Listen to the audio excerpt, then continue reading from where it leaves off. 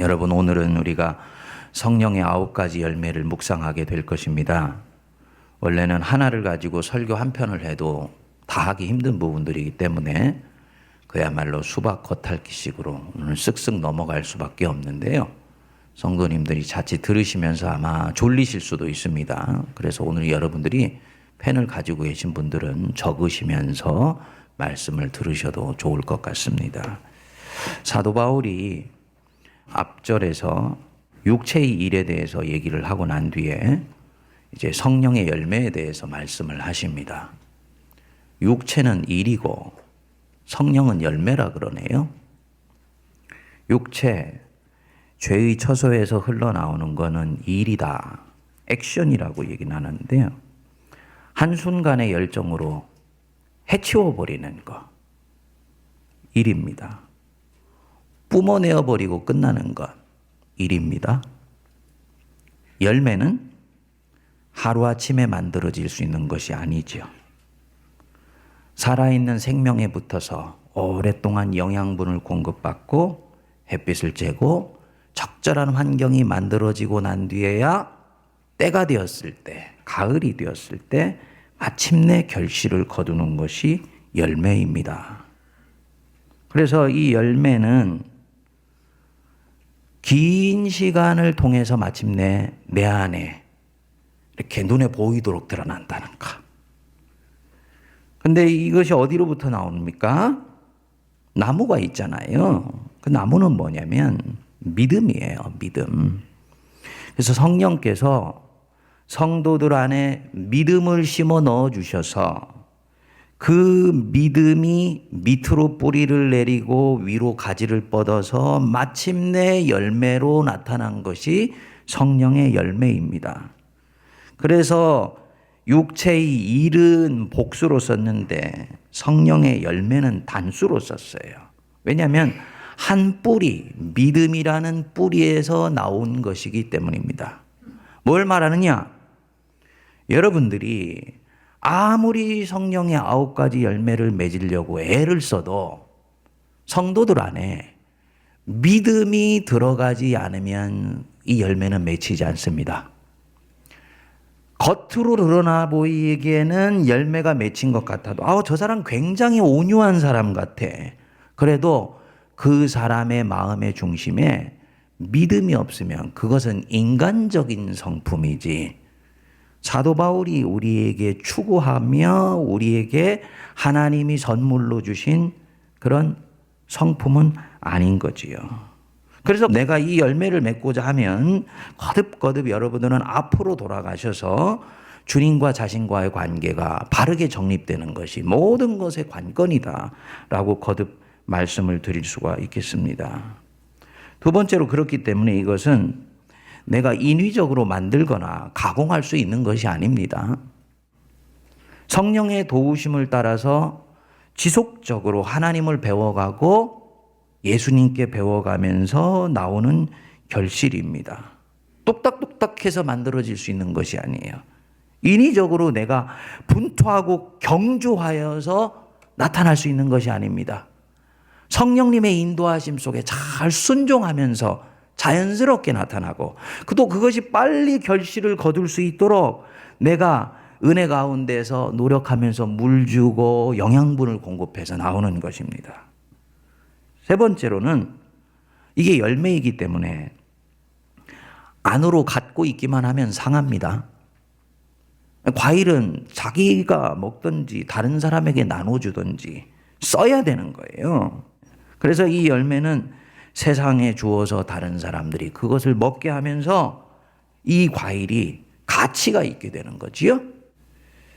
그럼 이제부터 이 9가지 열매를 하나씩 살펴볼 것인데, 이 9가지 열매는 그냥 사도 바울이 대충 나열한 것이 아닙니다. 육체의 일 15가지는 그냥 단순히 나열되어 있습니다. 무질서하게 정함도 없이 마구마구 뿜어져 나온다는 뜻입니다. 어제는 혈기가 뿜어져 나오고 오늘은 질투심이 뿜어져 나오고 순서가 없어요. 근데 이 성령의 9가지 열매는 하나하나가 그 자리에 있는 순서가 있고 의미가 있습니다. 거기 보시면 성령의 열매는 첫 번째 뭐지요? 사랑. 아가페입니다. 아가페. 왜 사랑이 이게 제일 먼저 나왔을까요? 9가지 모든 열매가 시작되는 시점이고 9가지 열매가 진행되는 내용이고 마지막 결론도 사랑으로 맺어지는 거예요. 모든 것. 인내. 뭐 때문에 인내하냐? 사랑 때문에 인내한다. 충성. 사랑 때문에 충성한다. 온유하다. 사랑 때문에 온유할 수 있습니다. 그러니까 모든 이 9가지 열매가 시작되는 지점이고 9가지 열매가 가능하게 해주는 것이 이 사랑입니다. 근데 이 사랑은 내 안에서 올 수 있다 없다? 없다 그랬잖아요. 사도 바울이 명확하게 여기서 이 사랑이라 그럴 때 헬라어로 아가페를 썼습니다. 이 아가페는 여러분들도 아시는 대로 하나님이 우리에게 주시는 사랑을 말할 때만 아가페를 써요. 무조건적이고 그리고 헌신적인 사랑. 사람은 무조건적으로 사랑할 수 없지요. 우리는 우리가 좋아하는 사람 좋아하고 우리를 사랑하는 사람을 사랑해요. 하나님이 우리에게 가르쳐 준 사랑은 그게 아니죠? 무조건적입니다. 나를 싫어하는 사람도요, 주님이 사랑하라 그러시고, 원수까지도 품으라고 말씀하시니까 이게 얼마나 도전입니까? 근데 감사한 것은 하나님이 나를 어떻게 사랑하셨는지를 조금씩 알게 되면 나도 그 사랑을 배워갈 수 있습니다. 네, 그래서 이 사랑이라는 것이 모든 것의 시작. 동시에 이 사랑은 감정이 아니지요. 항상 의지가 수반이 되지요. 사랑하겠다는 의지. 전에는 성령이 인간 안에 들어오기 전에는 의지는 작동을 안 했다고 말씀을 드렸습니다. 왜냐하면 의지가 죄에 의해서 병들었기 때문에. 그렇지만 이제는 이 의지가 작동을 해요. 그래서 사랑, 성령의 가장 첫 번째이며 중요한 열매이고 나머지 8가지 열매를 다 이끌고 가는 핵심 내용이라고 얘기할 수 있습니다. 두 번째 뭡니까? 희락. 헬라어로 카라. 근데 우리말로는 기쁨입니다. 기쁨. 인간적인 욕망을 채우는 데서 오는 육적 기쁨이 아니고 내가 원하는 것을 손에 움켜쥐었을 때 오는 기쁨이 아니고 그거는 플레저예요.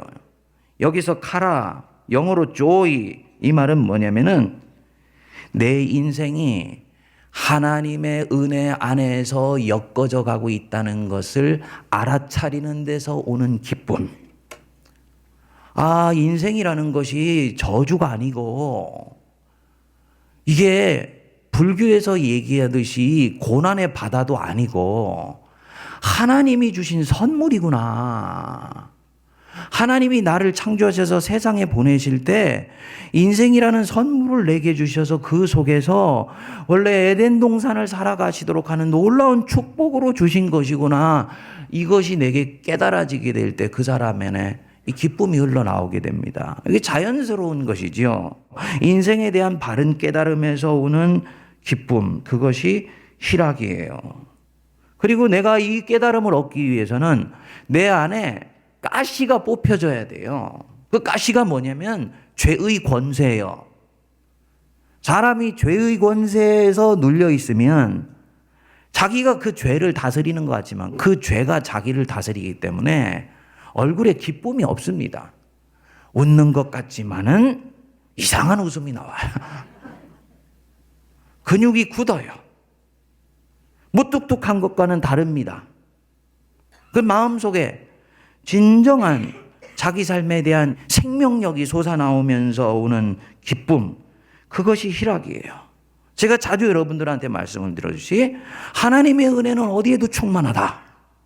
사망의 음침한 골짜기로 내어 던져질지라도 하나님은 그 자리에 계시며 거기에 계시며 나를 이끄신다. 이런 마음이 있으면 그 사람 안에 기쁨이 있습니다. 물론 그 기쁨은 고난 속에 있을 때는 모든 일들이 만사형통할 때보다는 적게 느껴질 수 있죠. 그렇지만 그 기쁨은 생명의 기쁨이기 때문에 절대로 꺼지지 않는 기쁨이에요. 이 기쁨이 어떻게 가능하냐? 이거는 우리 긍정의 신앙에서 얘기하는 그런 마인드 게임하고는 전혀 달라요. 긍정의 신앙에서는 네가 긍정적으로 사고하고 긍정적으로 행동하면 긍정적인 것들을 잡아당긴다고 보잖아요. 그래서 일종의 마인드 게임인데 사도 바울의 기쁨은 다른 종류의 기쁨입니다. 뭐냐면 예수님이 죄와 죽음과 원수의 권세를 깨치시고 부활하셨다. 그래서 하나님이 세상과 화해하셨기 때문에 이 세상은 예수님 부활하시고 난 뒤에는 전혀 새로운 세상이다. 이게 사도 바울의 모든 윤리의 핵심이라고 말씀을 드렸잖아요. 우리가 볼 때는 부활 전과 부활 후는 같은 세상인 것 같은데 바울이 볼 때는 전혀 다른 세상이에요. 하나님이 새로운 피조물을 내 자신 속에서뿐만 아니라 세상 안에서 이미 시작하셨다는 거지요. 원수가 여전히 그 안에서 역사하고 있지만 그것은 죄의 찌꺼기고 여우새끼지 나를 잡아먹을 수 있는 호랑이가 아니에요. 그렇기 때문에 근본적으로 예수님이 부활하신 이 세상은 빅토리어스, 승리예요. 왜? 부활하신 예수님이 다스리시고 계시기 때문에 그 속에서 내가 살고 있기 때문에 나는 기뻐할 수 있는 것입니다. 그래서 사도 바울이 범사에 감사하라, 쉬지 말고 기도하라, 항상 기뻐하라 그랬죠. 바울이 기도하고 감사하라. 그 얘기는 네가 기도할 수 있다. 감사하라. 너에게는 감사할 조건들이 얼마든지 있다. 기뻐하라. 얘기는 너는 이미 기뻐할 만한 많은 것들을 하나님이 너에게 선물로 주셨어. 그렇기 때문에 너는 기뻐할 수 있는 거야. 성경에 나오는 모든 명령은 가능하기 때문에 말씀하시는 거예요. 가능하지 않은 것은 명령하시지 않으세요. 그리고 그것에 순종하여서 갔을 때는 내 손에 그 명령이 실제로 살아있는 실체로 움직이게 된다는 거지요. 여러분, 기뻐하십시오.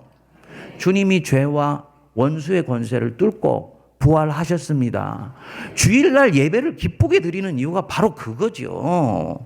왜 맨날 고난주간 예배만 드리냐고 제가 말씀드린 게 그냥 드리는 말씀이 아니고 내 삶이 세상에서는 우거지상처럼 힘들고 지쳤지만 주님은 오늘도 이 예배를 통해서 세상을 이길 수 있는 힘을 주실 것을 믿기 때문에 기쁨으로 예배를 드리는 거예요.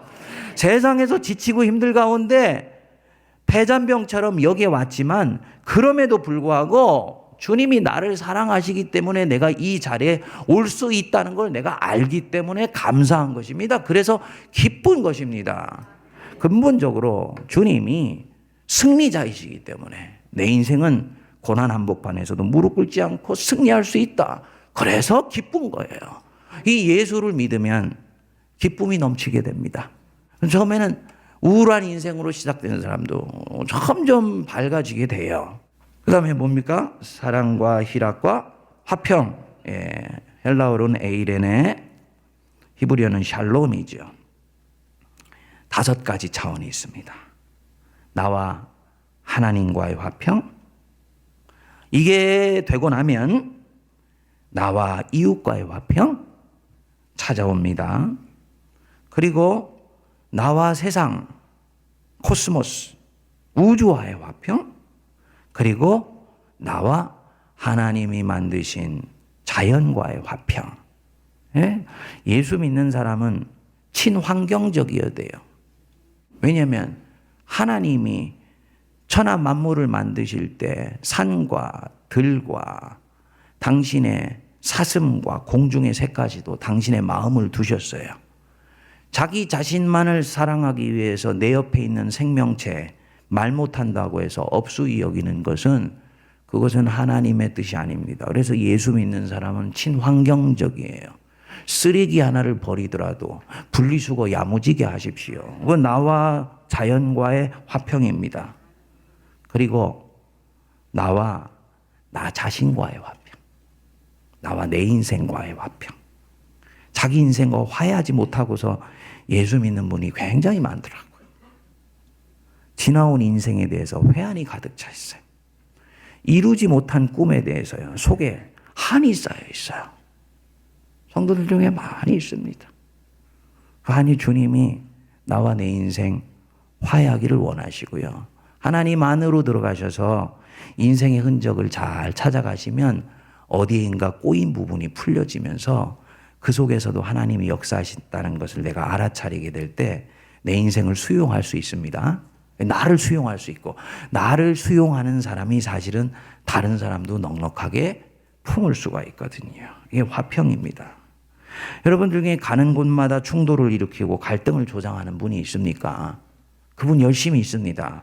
열심 없는 사람은 갈등을 일으키지 않아요. 정의롭게 하자고 이분들은 외칩니다. 그런데 화평이 없어요. 하나님이 안 기뻐하시죠. 왜냐? 그것은 자기의이기 때문에. 화평케 하는 자 복이 있나니 저가 뭐라고요? 하나님의 아들이라 일컬음을 받을 것이다. 그 다음에 화평, 그 다음에 오래 참음. 헬라어 말이 재밌습니다. 마크로디미아, 그래서요 길게 가는 마음에, 길게 가는 마음. 가늘고 길게 살자. 이게 오래 참음입니다. 핍박과 억울한 일에 대해서 길게 가는 마음. 참지 못하고 불뚝불뚝 화를 내는 분들이 계시지요. 그러면서 그분들은 그럽니다. 내 기질이 그런 걸 어떻게 해?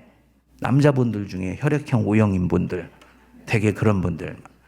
의협심이 강해요. 이분들은요. 전쟁이 나면 제일 먼저 총 들고 나가서 싸웁니다. 그래서 총에 맞아 죽어요. 네, O형은 제일 먼저 되게 총에 맞아 죽습니다. 그리고 A형이나 B형이 그 전후의 시체 위를 덮고 가가지고 승리를 전체. 나라를 위하는 마음에서는 이게 괜찮은데 영적인 전투에서 이렇게 되면 곤란하지요. 오래 참을 수 있어야 돼요. 여러분 불뚝불뚝 화내지 마십시오. 예수 믿으면 그 기질도 바뀝니다. 네이처 바뀌었다 그랬잖아요. 육체라는 것이 심플 네이처가 아니라 그랬지 않습니까? 절대로 성도는 누군가가 나에게 확 소리 지른다고 같이 맞받아치는 거 아니에요. 왜냐하면 확 소리 지르면서 나에게 화를 낼 때, 여러분 물리적인 것으로 얘기하면 내 안에 부정적인 에너지가 치고 들어온 것입니다.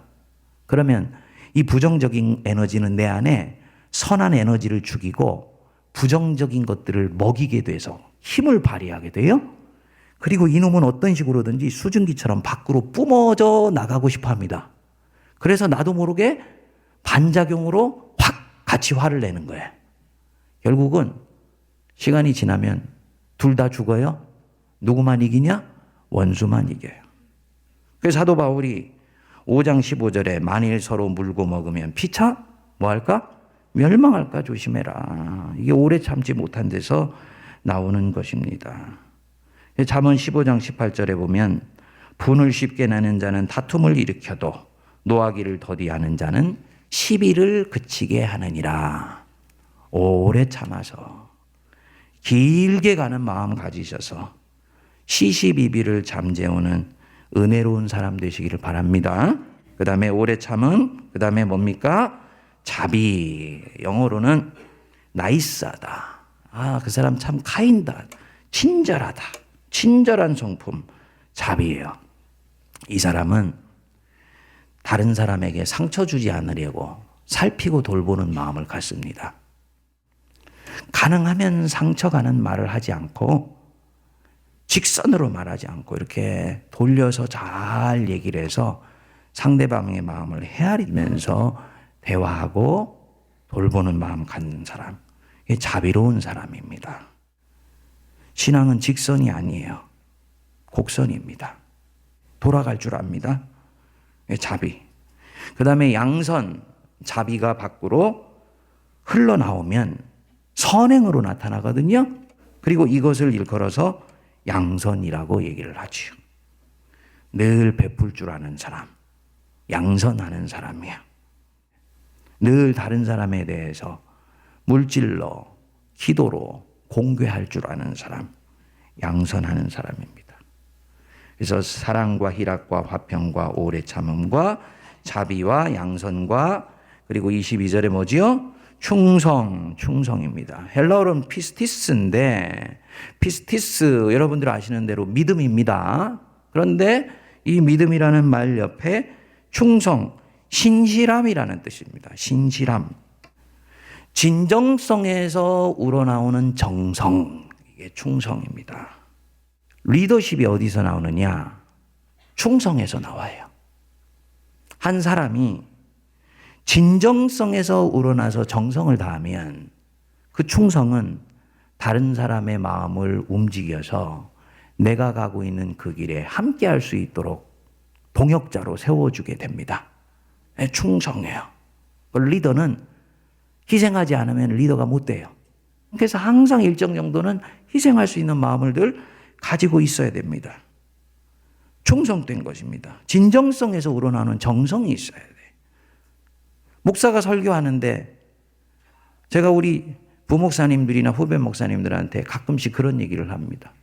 설교하기 위해서 설교하는 것 같이 그렇게 하면 안 된다.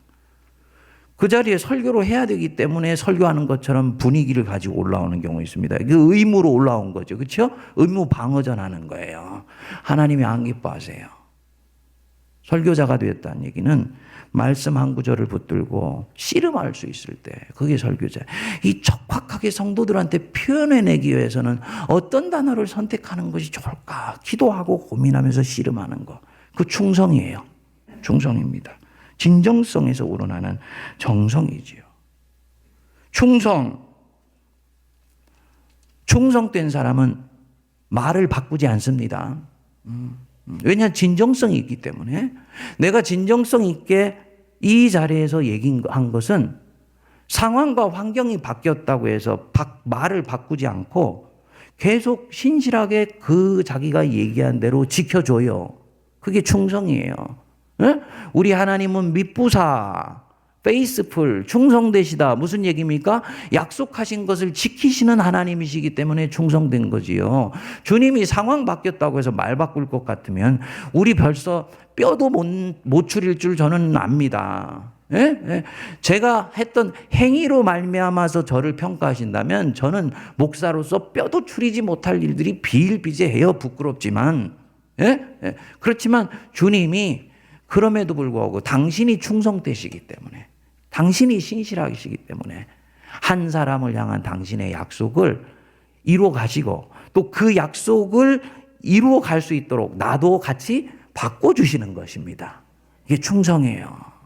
오늘날 교인들 보면 의리가 없는 교인들이 참 많아요, 여러분. 이게 보면은 처신하는 게 시정 잡배보다도 못한 사람들이 있어요. 여기서는 이 말하고 저기서는 저 말하고 여기서 약속을 해놓고 상황 바뀌고 환경 바뀌었다고 그 말했던 걸 탁 자기 입에다가 털어놓고 싹 입 닦는 거 너무 리얼한 거예요. 네. 우리 부목사님이 저보고 목사님이 쓰시는 언어가 굉장히 아주 때때로 원색적이어서 성도들한테 가슴에 팍팍 와닿는다. 그렇지는 꼭 그런 건 아닌데 여러분 입 닦지 마세요. 응? 내가 여기서 개인에게서 얘기한 것은 공동체에서도 얘기하셔야 돼. 한 달 전에 그렇게 얘기한 것은 지금도 같이 얘기하죠. 만일에 그게 바뀌면 바뀐 이유를 신실하게 설명을 해야 됩니다. 그렇지 않으면 그 충성되지 않은 걸. 그렇기 때문에 그 사람에 대한 신뢰를 잃어버리게 됩니다. 충성. 그 다음에 뭡니까? 온유. 예, 온유. 자신의 의와 권리를 주장하지 않는가.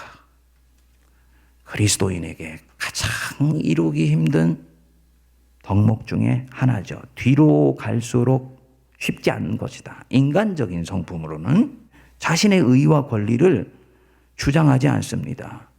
세상을 움직이는 원리는 저스티스, 정의잖아요. 정의라는 것이 뭡니까? 잘한 일 한 사람에게는 상을 주고 잘못했을 때는 벌을 주는 것이 세상에서 정의예요.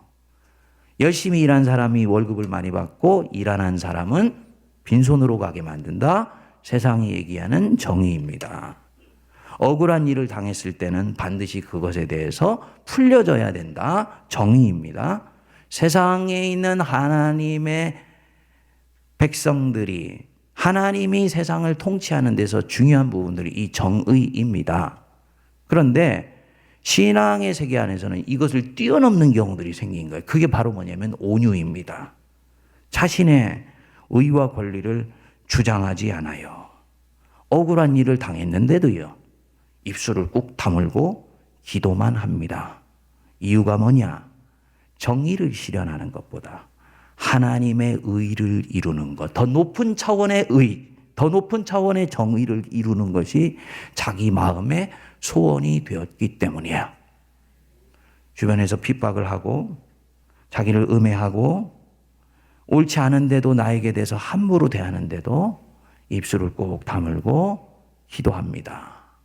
그 사람은 자기 자신에 대한 자긍심이나 존엄감이 없기 때문에 그렇게 하는 게 아니에요. 오히려 하나님의 자녀로서의 자긍심, 예수의 사람들, 그래서 이 예수의 사람들, 영어로는 belong to Jesus Christ 그렇게 하더라고요. 예수 그리스도에 속한 사람으로서의 하나님의 백성으로서의 자긍심이 차고 넘치기 때문에 하나님의 백성은 다른 사람이 내게 하는 부분들에 대해서 즉자적으로 반응하지 않고 높은 차원에서 나는 대응하겠다는 진정한 자기 자긍심을 가졌을 때 오는 이 성품적 기질이 바로 이 온유입니다. 이삭이 우물 빼앗겼잖아요. 블레셋 사람이 와가지고 우물을 뺏어갔지 않습니까? 근데 이삭이 그 사막에서 우물 하나 파는데 얼마나 고생을 많이 해야 돼요.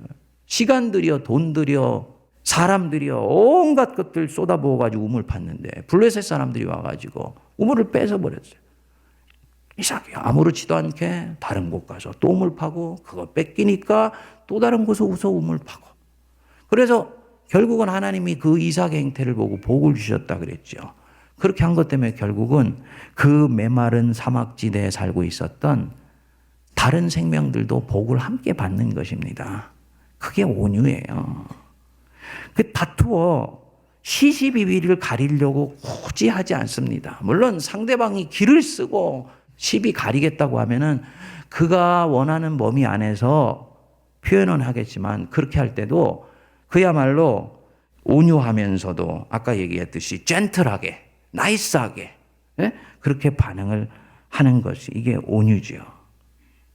그래서 우리 사도 바울은 세상에서의 정의와 교회 안에서의 다스림의 방법은 다르다고 보는 것 같아요. 사도 바울이 고린도 교인들이 서로 싸웠을 때 바울이 얘기했잖아요. 너희들이 세상 법정에서 옳고 그른 것 가리려고 하느냐? 이미 그 순간 너희들은 하나님이 보실 때 합당치 않다고 X표를 쳤다고 그랬습니다. 무슨 얘기입니까? 교회 안에서는요, 정의를 먼저 찾는 것이 아닙니다. 성령의 9가지 열매 중에 저스티스가 있습니까? 없습니까? 없잖아요. 그 얘기 뭐냐면은 구약의 핵심 윤리 중에 하나는 저스티스인데 신약은 그것을 하나님의 은혜 법 안에서 뛰어넘을 수 있다는 것을 얘기를 하는 거거든요. 교회 안에서 시시비비 가려집니까? 안 가려집니다. 왜냐하면 다 자기가 옳다고 생각하기 때문이에요. 결국은 힘 있는 사람이 이기는 것밖에 여기서도 없는데 그렇게 되면 교회만 깨지게 되니까 교회 안에서는 정의를 실현하려고 하는 것 아니야. 온유해야 돼. 누가 너 힘들게 하면 참아, 기도해. 대단히 수동적인 것 같지만 교회를 세워가는 굉장히 중요한 원리를 가르쳐 주는 것입니다. 마지막으로 뭡니까? 절제. 과하면 안 된다는 것입니다. 좋은 일도 과하면 안 돼요. 모자라지도 않고 넘치지도 않게. 그렇지만 만일에 둘 중에 하나를 택해야 된다면 약간 모자란 것을 택하는 것. 그게 절제입니다. 과유불급이라는 말 참 좋은 말이에요. 모자라는 것이 남는 것보다는 훨씬 낫다. 그래서 목사도 성도도 약간 모자라는 게 좋아요. 너무 똑똑해 보이면 안 돼요.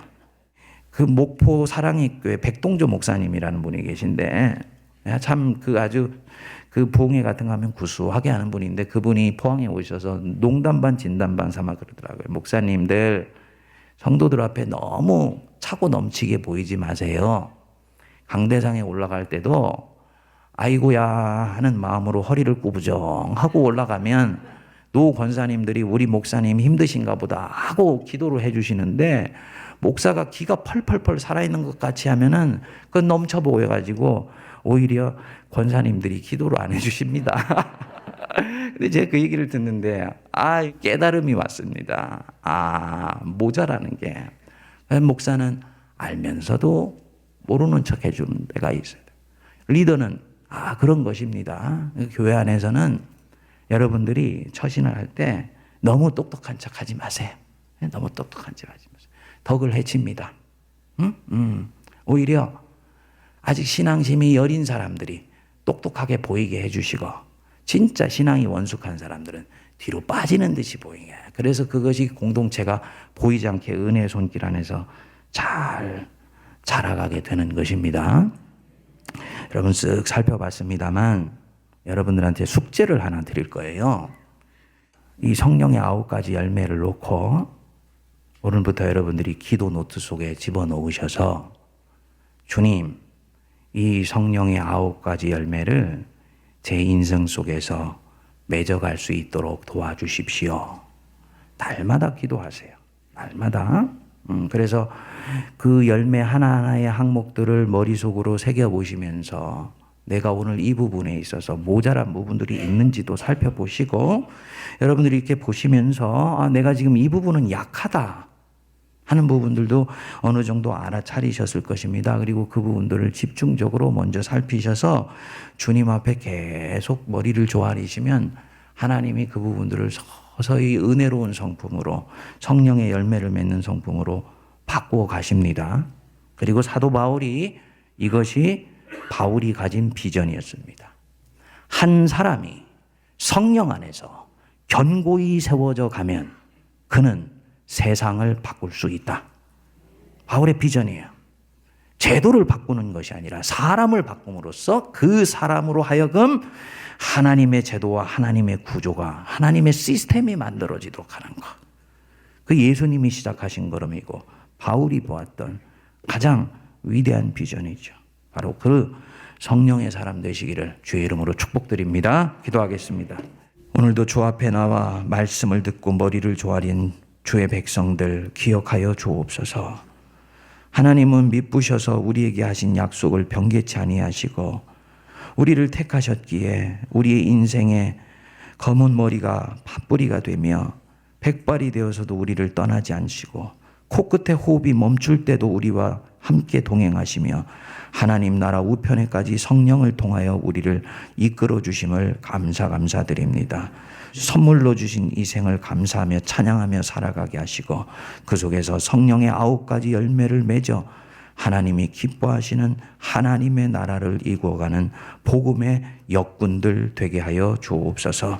이제는 우리 주 예수 그리스도의 크신 은혜와 하나님 아버지의 만극하신 사랑하심과 성령님의 위로교통 감동 감화 역사하심이 이 자리에 고개 숙인 하나님의 백성들, 새벽 단잠을 깨우고 인터넷 앞에서 무릎을 꿇고 기도하며 머리를 조아린 모든 백성들, 피로 값주고 사신 이 제단 위에 이제로부터 영원토록 함께하옵시기를 간절히 축원하옵나이다. 아멘.